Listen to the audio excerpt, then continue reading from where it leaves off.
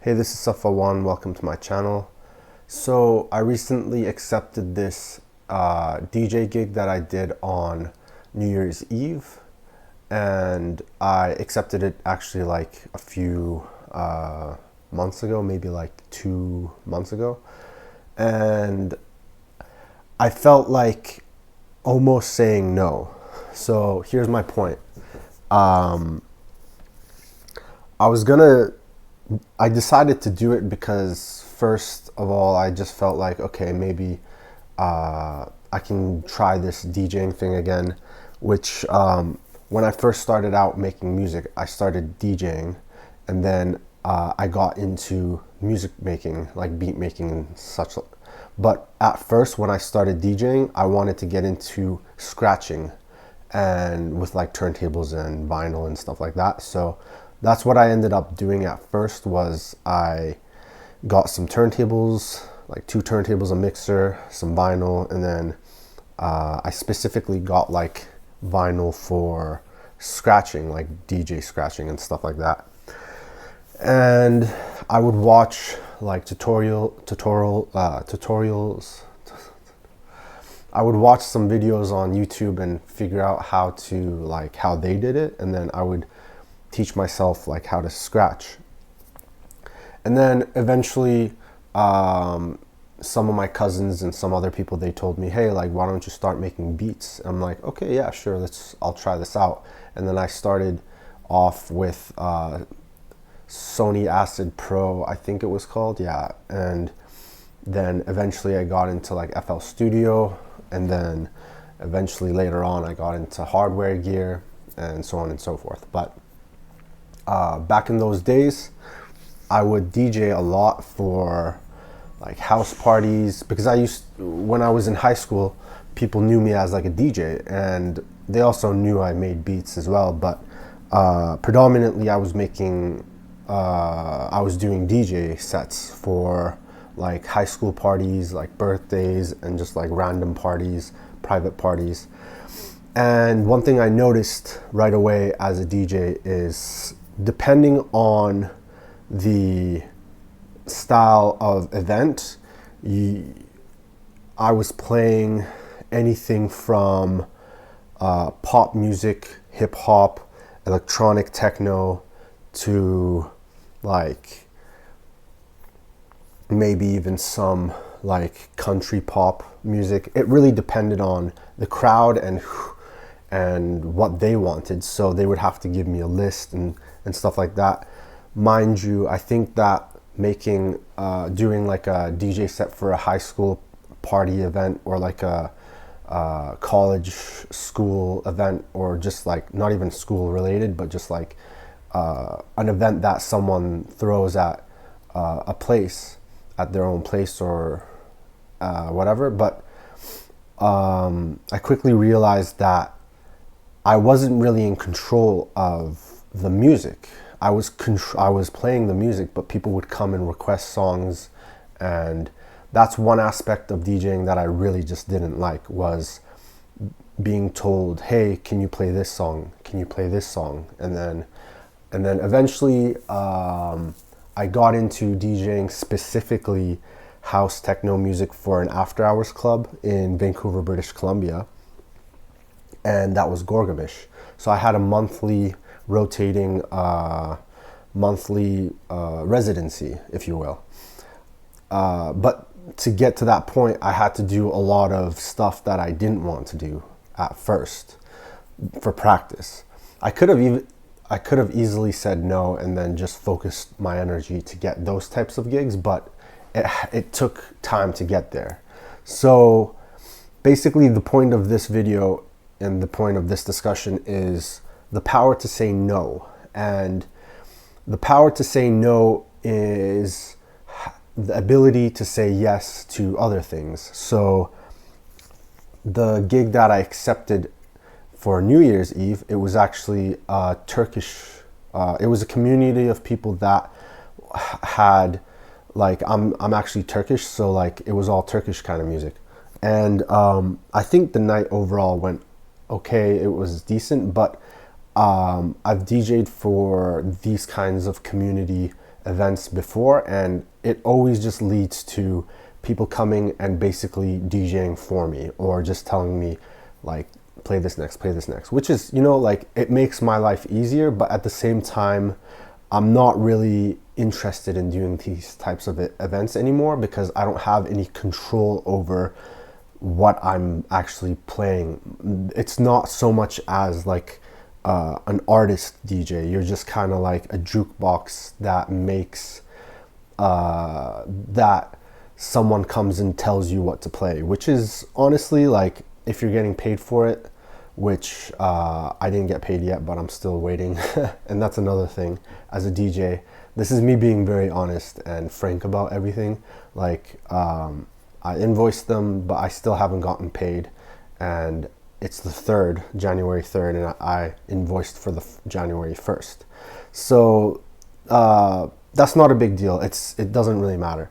My point is, like, I didn't really honestly enjoy doing it. It was just more like, okay, like, they wanted someone that was, first of all, Turkish and understood their language, so they could just communicate with someone. They were going to hire someone else, but they weren't Turkish. They wouldn't have understood the language, but I'm sure they would have done even a better job than me, probably. But because that's what they do mostly for like a living, as far as I know. But some people, I think, are more inclined to do something that they enjoy, which is like to say that, like, if it's worth the amount that they're making from the event, plus they kind of enjoy what like, they enjoy the task of DJing, but they might not necessarily enjoy the music. So I think kind of like wedding DJs, like, as at a wedding, it's like high stress,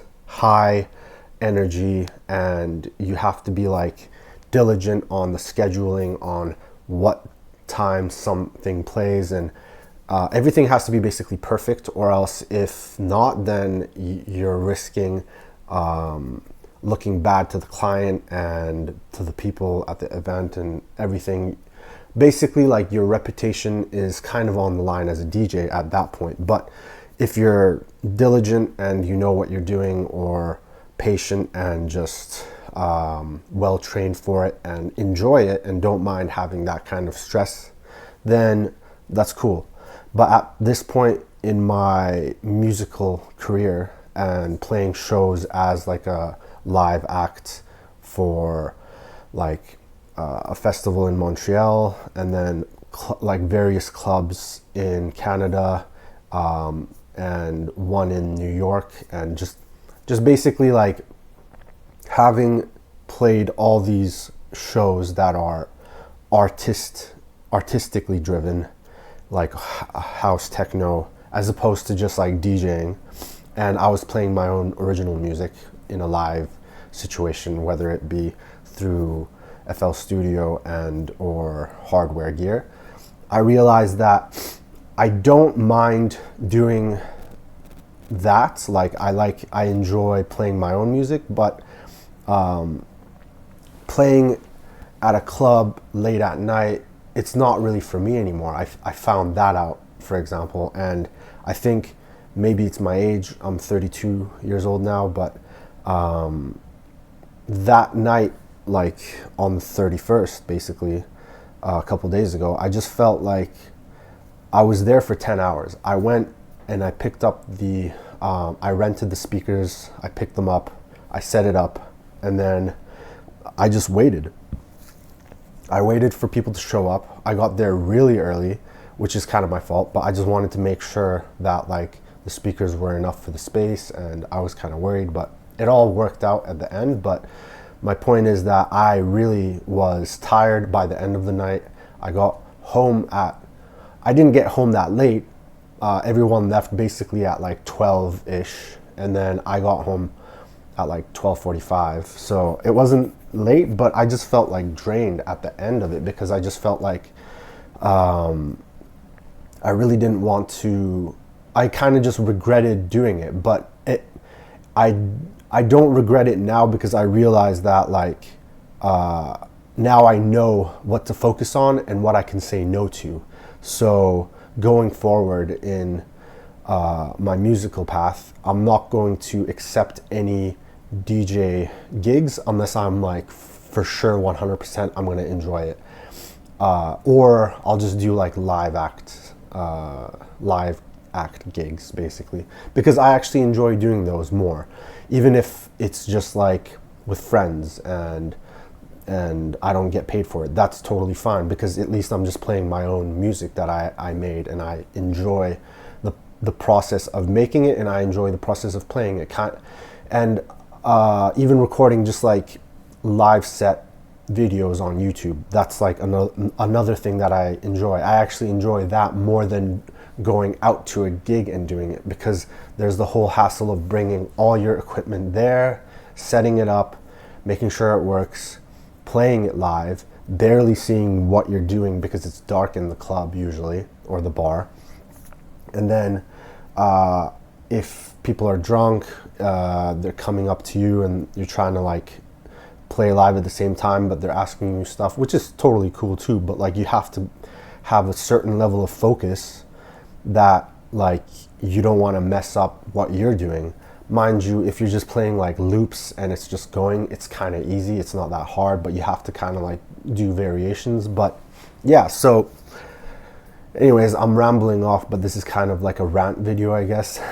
Which, not a rant, but like a realization video of what I like and what we should all strive to choose to do.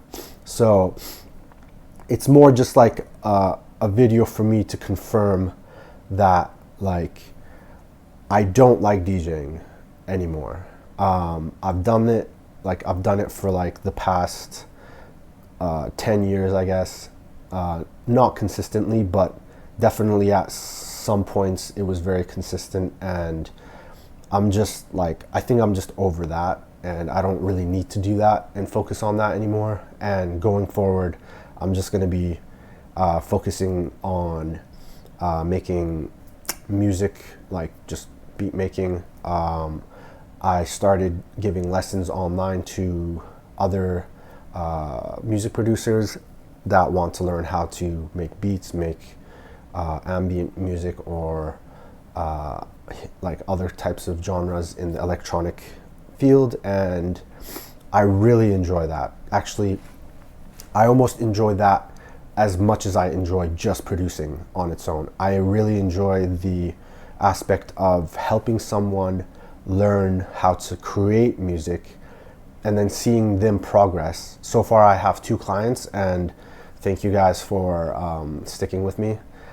And it's just nice to see the progress and the way that they are grasping all the theories and how they are basically developing, if that makes any sense. And yeah, I really enjoy giving online lessons or doing tutorials even, and seeing feedback from people on YouTube and them telling me what they think, good or bad.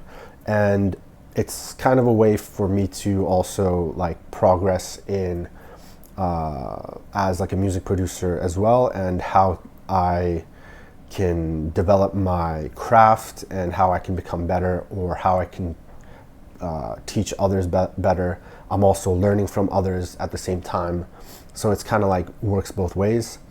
But if anyone wants private lessons, please visit my website, safa1music.com. And yeah, that's just my plug for the video. But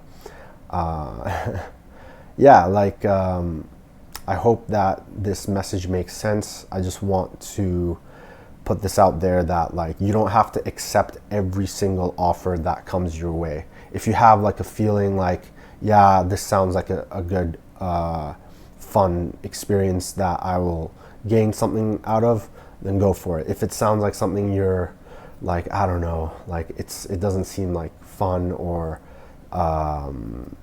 whatever, then don't go for it. But there was like these 3 rules, not 3 rules, but like if the money's good and the person's cool, but what you're doing is not fun, you can accept it.